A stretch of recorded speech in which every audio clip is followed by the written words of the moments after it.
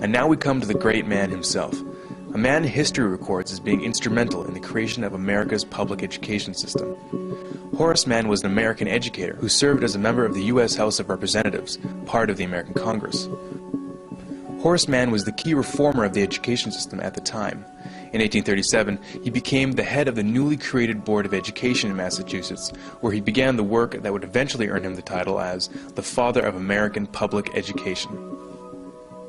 After reading through the educational models of different countries, Mann finally hears about a particularly successful style that had been developed in Prussia, which is now modern-day Germany. The Prussian system had shown to be such a success for the government's purposes that, accompanied by a few other educators, Horace Mann travels to Germany to investigate. Upon their return to the United States, they lobbied heavily to have the Prussian model adopted. All in favor, say aye. Interest in Prussia had also been growing in the northern half of the continent. Around this time, the Canadian Superintendent of Schools, Egerton Ryerson, traveled to Prussia in search of a new model of education.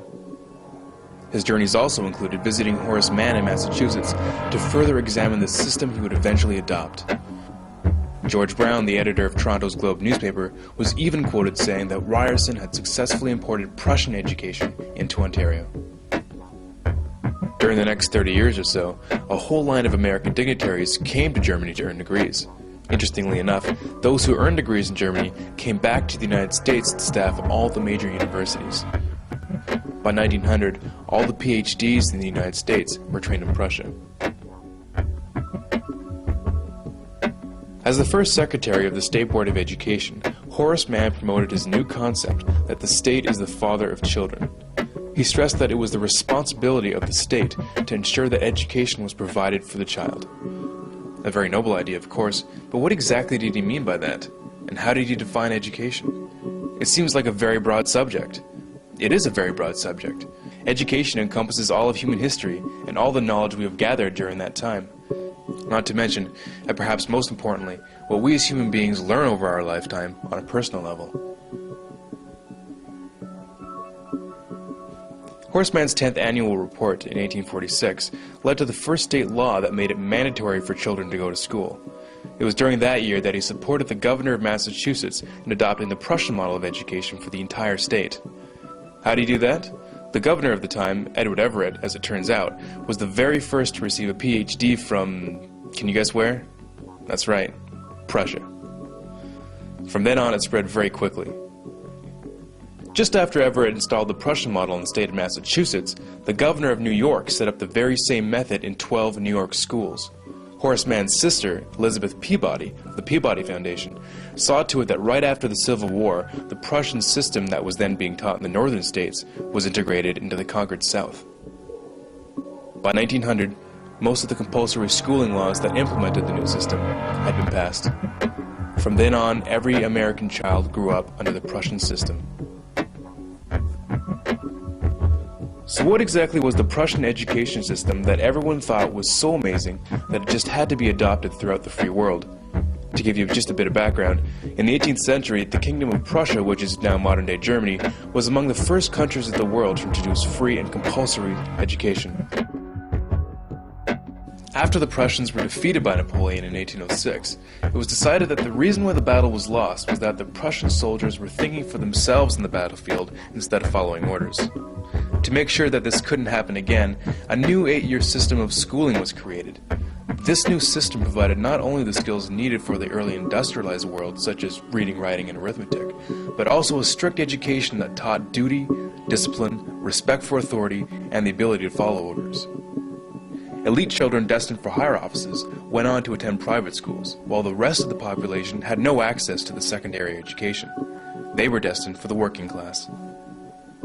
Through this new system, the Prussian court tried to create social obedience in the citizens through indoctrination. Every individual had to become convinced at the core of their being that the king was just, his decisions were always right, and the need for obedience paramount.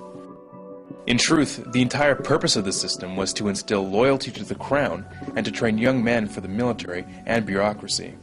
To do this, it was necessary to squeeze out all independent thinking from the masses. Influencing this new system from the beginning was Prussian philosopher Johann Gottlieb Fichte. Combining John Locke's view that the children are a blank slate and Rousseau's ideas on how to write on that slate, Prussia established an educational system that was considered scientific in nature. An important part of the Prussian system was that it defined for the child what was to be learned, what was to be thought about, and how long to think about it. In order to have an efficient policy-making class and a subclass beneath it, it was believed that one had to remove the power of most people to make sense out of the available information. In other words, critical thinking had to be done away with. Now, if you're wondering why the average person doesn't know that the North American education system is based directly on the Prussian model, it might just be because its original purpose was not designed for the good of the individual, but for the good of the government.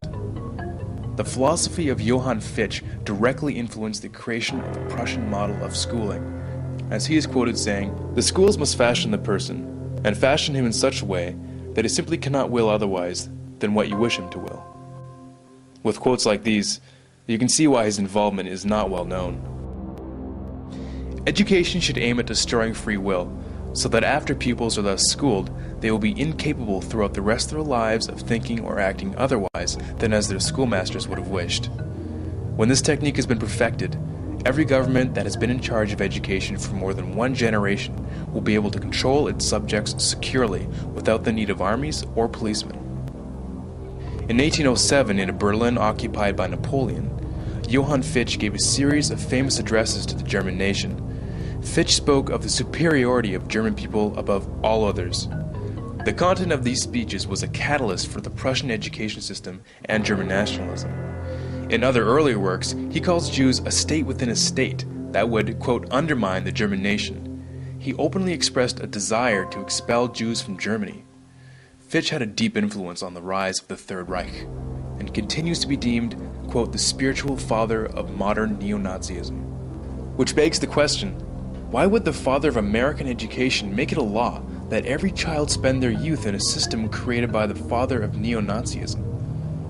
Historians reflect that one of the greatest social factors that allowed a man like Hitler to rise to power was that the German people had been bred from birth to respect authority above all else and accept it without question. Which begs another question. If the entire population of North America is raised in a system adopted from pre-Nazi Germany, what are we setting ourselves up for?